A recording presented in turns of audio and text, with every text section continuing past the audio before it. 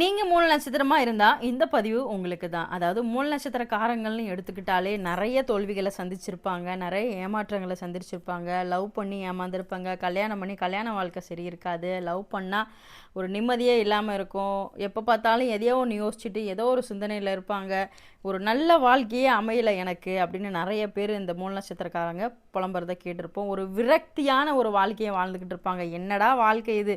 இதெல்லாம் ஒரு வாழ்க்கையாடா? இந்த வாழ்க்கை வாழ்றதுக்கு ஏதாவது ஒரு பக்கம் ஓடி போயிடலாம் அப்படின்ற மாதிரிலாம் யோசிப்பாங்க. ஸோ அவங்களுக்கான பதிவு தான் இது. என்னோட வாழ்க்கையில் என்ன செஞ்சால் தான் நான் முன்னேறுவேன் அப்படின்னு நிறைய பேர் கேட்குறீங்க. நீங்கள் என்ன தெய்வத்தை வழிபட்டால் சிறப்பான பலன்கள்லாம் கிடைக்கும்னு நான் சொல்கிறேன், நோட் பண்ணிக்கோங்க. அதாவது நீங்கள் கணபதியை வழிபடணும், அதே மாதிரி பார்த்தீங்கன்னா ஆஞ்சநேயரை வழிபடணும். இவங்க 2 பேரையும் பிடிச்சிங்கன்னா கண்டிப்பாக வாழ்க்கையில் அடுத்த ஸ்டெப்புக்கு போகலாம்.